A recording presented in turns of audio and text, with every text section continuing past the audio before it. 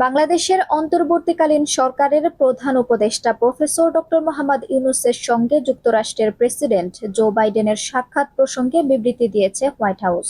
মঙ্গলবার স্থানীয় সময় দেওয়া ওই বিবৃতিতে বলা হয়েছে, অন্তর্বর্তীকালীন সরকারের প্রধান হিসেবে সম্প্রতি নিযুক্ত হওয়ায় প্রফেসর ইউনূসকে অভিনন্দন জানিয়েছেন যুক্তরাষ্ট্রের প্রেসিডেন্ট জোসেফ আর বাইডেন জুনিয়র।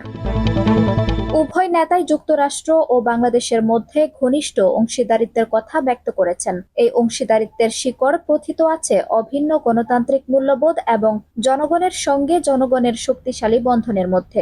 দুই দেশের সরকারের মধ্যে আরও সম্পৃক্ততা বাড়ানোকে স্বাগত জানিয়েছেন বাইডেন।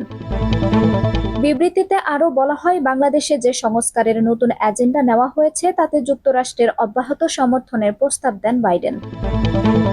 বাংলাদেশের অন্তর্বর্তীকালীন সরকারের প্রধান উপদেষ্টা প্রফেসর ডক্টর মোহাম্মদ ইউনূসের সঙ্গে যুক্তরাষ্ট্রের প্রেসিডেন্ট জো বাইডেনের সাক্ষাৎ প্রসঙ্গে বিবৃতি দিয়েছে হোয়াইট হাউস। মঙ্গলবার স্থানীয় সময় দেওয়া ওই বিবৃতিতে বলা হয়েছে, অন্তর্বর্তীকালীন সরকারের প্রধান হিসেবে সম্প্রতি নিযুক্ত হওয়ায় প্রফেসর ইউনূসকে অভিনন্দন জানিয়েছেন যুক্তরাষ্ট্রের প্রেসিডেন্ট জোসেফ আর বাইডেন জুনিয়র। উভয় নেতাই যুক্তরাষ্ট্র ও বাংলাদেশের মধ্যে ঘনিষ্ঠ অংশীদারিত্বের কথা ব্যক্ত করেছেন। এই অংশীদারিত্বের শিকড় প্রথিত আছে অভিন্ন গণতান্ত্রিক মূল্যবোধ এবং জনগণের সঙ্গে জনগণের শক্তিশালী বন্ধনের মধ্যে। দুই দেশের সরকারের মধ্যে আরও সম্পৃক্ততা বাড়ানোকে স্বাগত জানিয়েছেন বাইডেন।